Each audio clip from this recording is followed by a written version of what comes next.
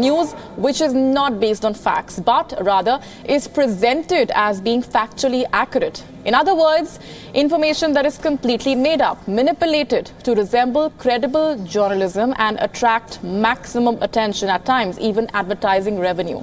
It is a term not often used till about 18 months ago and is now seen as one of the greatest threats to democracy. In fact, over the last year, the term has become so widely used that it was named 2017's Word of the Year. But there cannot be one single definition to describe this growing menace.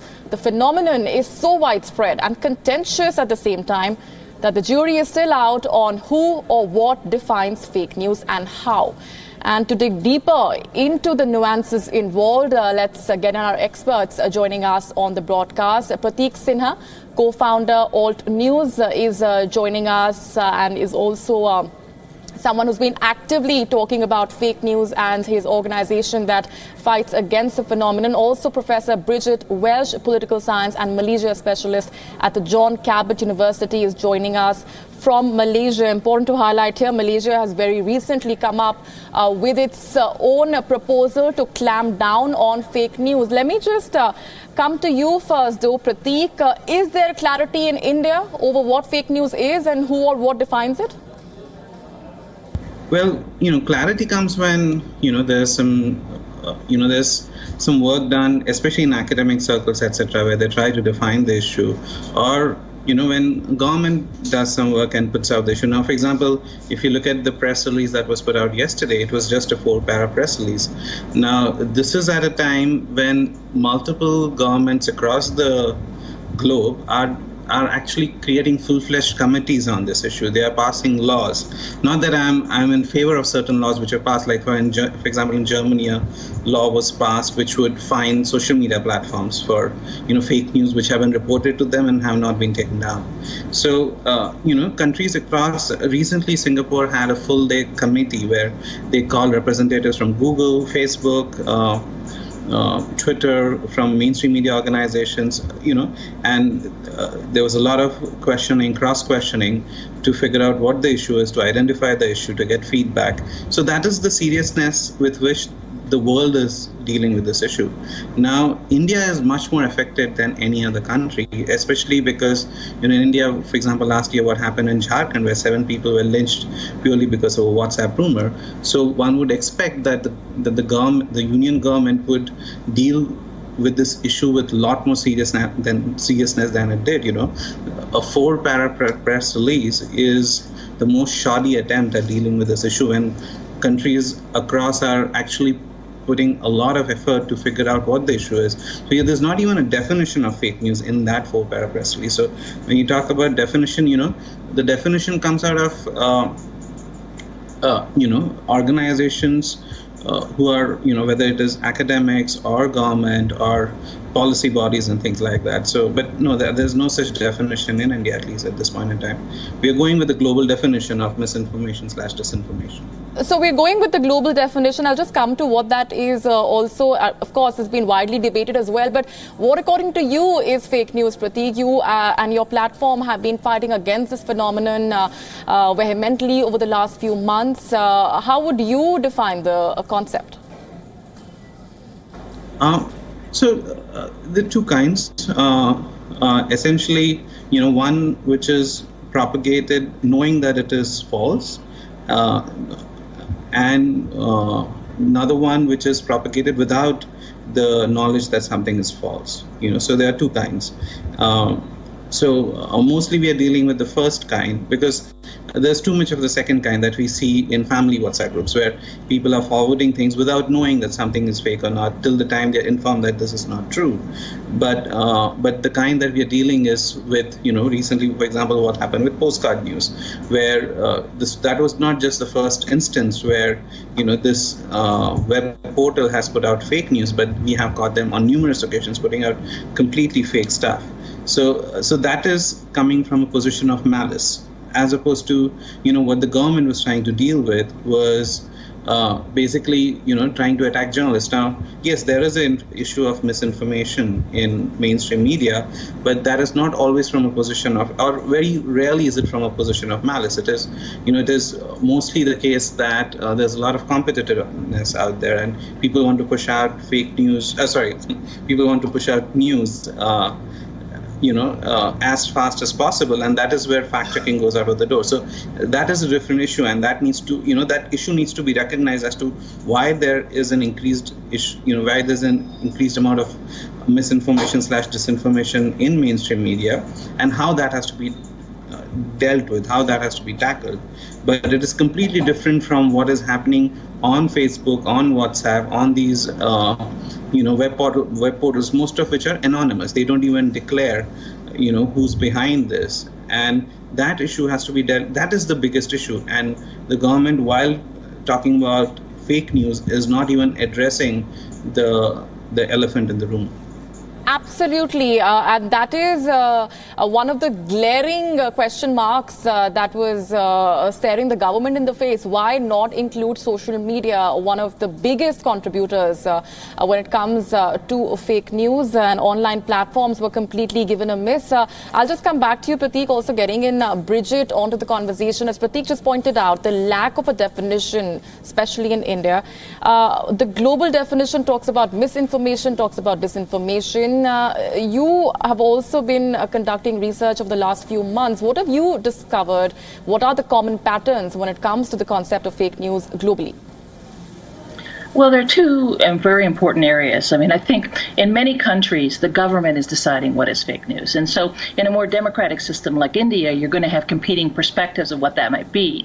But in a government that's more authoritarian, you're going to have the government defining what that is and using the law on fake news to its advantage. And that's unfortunately one of the concerns about the new law that was passed in Malaysia, that the definition is not just what, it's the definer that is actually quite important.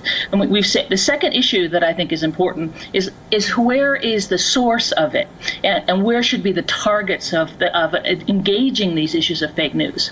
What we saw in the bill in India and in the context of Malaysia, a lot of this was a chilling effect on journalists, at least what is being introduced and discussed. And there's different debates that are happening across the world in terms of what sort of responsibility should platforms, social media platforms, play, and the scope of the laws. Should it be domestic or should it be international? So fake news becomes something that is actually also on different sets of mediums. And I think that's a very important challenge for governments and for people to respond against.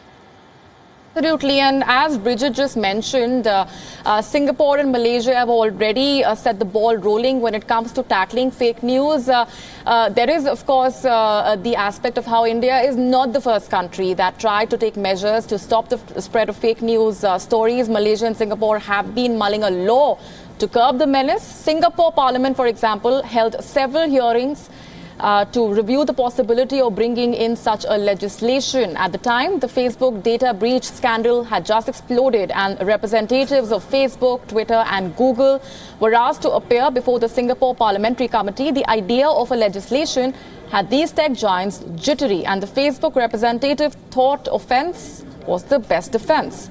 Watch now how the Singapore law minister grilled the Facebook executive.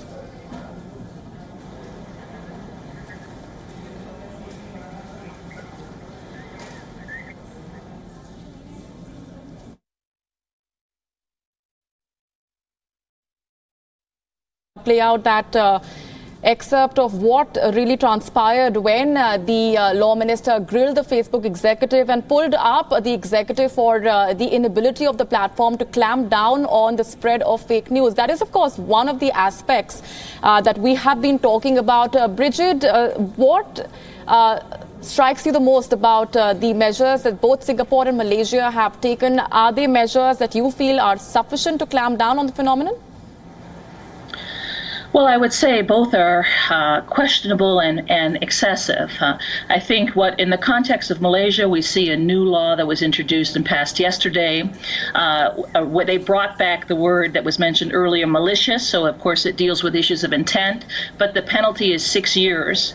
And, of course, the interpretation of what is fake and the boundaries of who can interpret the law are very much in the favor of the government.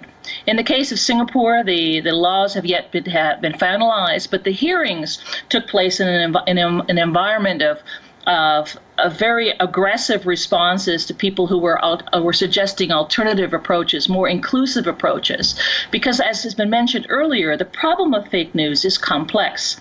It deals with issues of intention, it deals with issues of platforms, it deals with issues of professionalism, it deals with issues of the new media environment, and as a consequence, as well as issues of terrorism and security that I think are rightly to be concerned and included in this. As a consequence, you need a law that actually is much more balanced and doesn't favor one group over another in the interpretation of fake news, as well as you need better clarity on what fake news actually is and the processes involved for correcting these sets of issues. And neither Malaysia nor Singapore have put these things in place.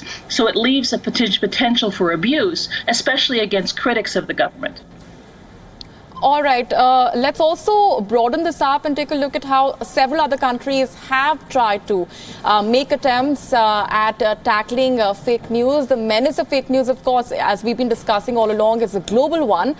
Taking a look now at what the countries across the globe are doing to tackle it. The First Amendment of the American Constitution protects the right to freely exchange ideas, even false or controversial ones. The only legal recourse against what is deemed to be fake news is a defamation lawsuit.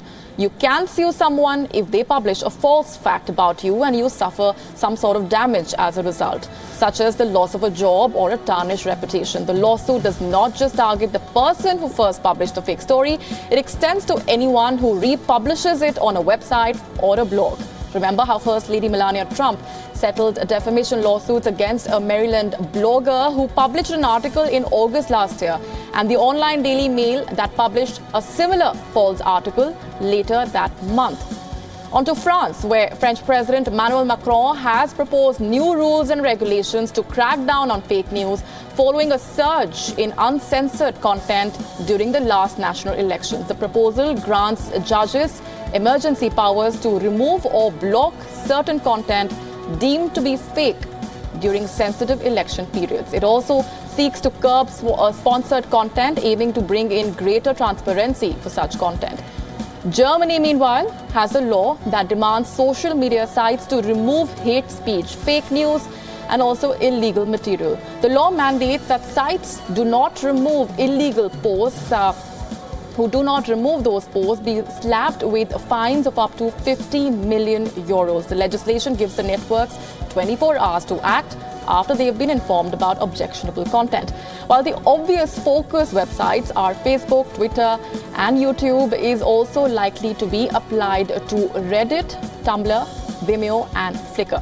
Malaysia, as we just discussed, has been the latest entrant to the group of nations that have a mechanism in place against fake news. The island nation has a law that punishes citizens on social media or those working at a digital publication for spreading misinformation or fake news. Those guilty are liable to pay a fine of up to $120,000 and a possible prison sentence of up to 6 years. The law has come under the opposition's ire, which has called it an attempt by the government to muzzle free speech. And finally, Singapore, the country that has been working towards bringing in a law to tackle the spread of misinformation. A parliamentary select committee was set up earlier this year to examine whether Singapore needs a law to prevent online falsehoods. An 8-day meeting was held in March where representatives from social media giants like Facebook and Twitter were asked to appear before the committee to discuss this issue. Let me bring in Prateek on that aspect. How serious, if we look at different countries, Prateek, how serious is the threat of fake news in India specifically?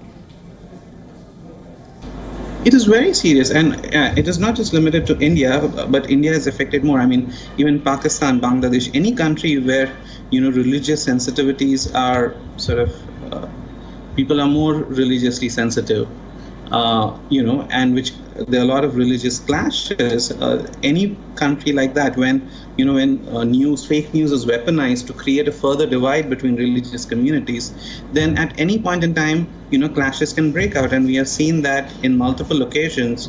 Where, for example, when Bosirhat riots was happening, a fake image from an image taken out from a Bhojpuri movie was put out on social media, claiming that this is a Hindu woman being molested in Bosirhat. So now this foments violence. You cannot always have one cannot always know that this fake news has been put out and this has its effect, but you can see that it is being used to foment more violence. Similarly, when violence broke out in Dakshin Kannada, when a young boy called Paresh Mehta's body was fished out, it was claimed that he was burned with boiling oil.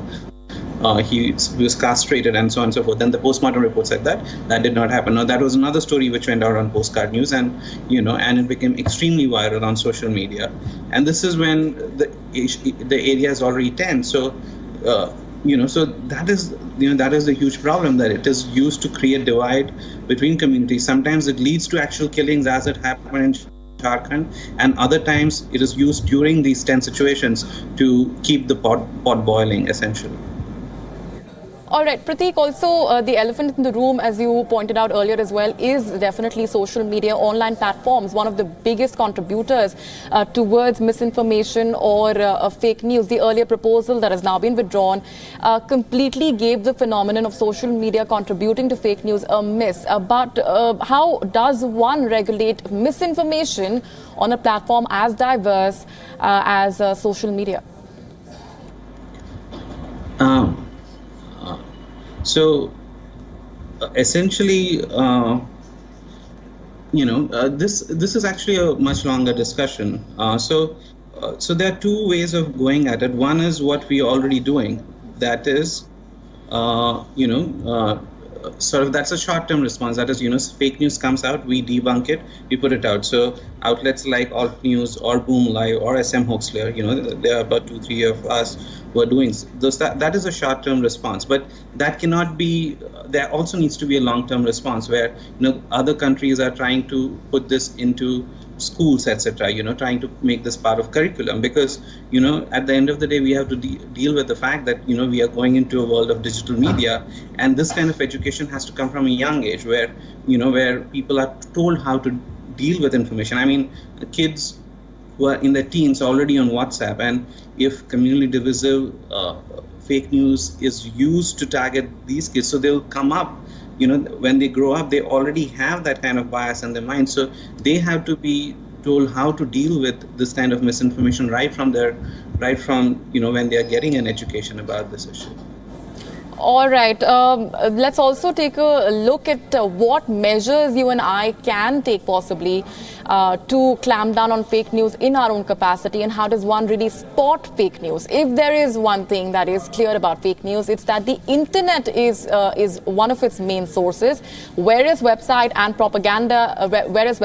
propaganda-driven content creators are generating false stories on a daily basis, producing morphed pictures and distributing them through social media platforms. Giants like Facebook and Twitter are only helping in allowing them to spread like wildfire, which means that a lot of content that you see on social media platforms is actually false and untrue. But sadly, many of us mistake false stories for the real deal. What's worse, we sometimes act on the basis of false information. This is a worldwide phenomenon, as we just discussed, and a cause for concern. Therefore, it becomes important for us to tell the fake apart from the real. So we are sharing a few simple tips that can help with exactly that. Tip number 1, be skeptical of headlines in articles. Many fake stories often carry catchy headlines in all caps. Multiple exclamation marks are also a red flag. It's just not about what is written that you should pay attention to, but how it is written. Secondly, another important thing to note is the URL in the address bar of an article. False news websites often mimic the URL of a credible site with a few letters here and there, or say with a couple of minor changes.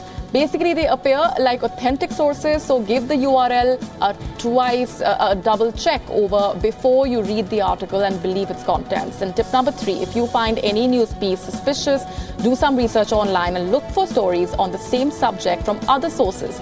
If there are no other reports, chances are that the story could be false. Tip number 4, remember that false news stories often carry altered event dates. So if there is any doubt, verify the dates and timelines given in the stories to ascertain their authenticity. Another tip is that it's not the text. Misinformation is reported with the help of pictures and photographs as well. So don't believe every picture that you come across on Facebook or other social media networks. There are so many ways in which you can find if a photo is real or morphed. For example, if the shadow is missing in a photograph, that is a big giveaway in photoshopped or counterfeit images. So make sure you pay attention to the origin and the direction of the light. Also, check other elements in the images such as edges and lines, because in morphed pictures, layers do not usually blend very well. A close look can help you find out if it's real or fake. Another tip, and most importantly, always investigate the source of the story. If a source appears to be dubious or unfamiliar, check its About section. All credible websites carry information about them in the About Us section. We encourage cross-checking things and details before believing them, especially if we want to share things responsibly. Let me just quickly take one question across to Bridget as we wrap this up. Bridget, the number of steps that we just outlined, any that you would like to add on to those, and also in terms of the government mechanisms that are already put in place, to what extent do you think awareness on basic level is something that could help in tackling the menace? First of all, I think we need to make a distinction between fake news and hate speech. I think a lot of what was being described in India and in other places like Myanmar and other where there's conflict, a lot of these stories are promoting hate speech. And hate speech across the board is something we should work to minimize and to be aware of. People are trying to evoke emotional responses, and we have to show caution. And I think this is something we need to legislate. Hate speech is used through fake news, but it's somewhat distinct. We should be cautious of it. The second thing to close here is that, you have to use common sense. It's not the internet that's really responsible. The internet is the vehicle for this news, which is happening very quickly, and you get it sometimes from people you trust and you automatically accept it. But I think we always have to question everything, and if it seems fishy, then it probably is fishy. And I think that means you have to trust your instincts on these things, and not accept everything that you're reading, as you would with earlier mediums, but especially now, given that you're being bombarded with the sets of news. In terms of mechanisms, I think that the mechanisms have to be inclusive of civil society actors to be part of this process, and as mentioned earlier, the importance of education and encouraging people to be critical and questioning of the news that they're receiving.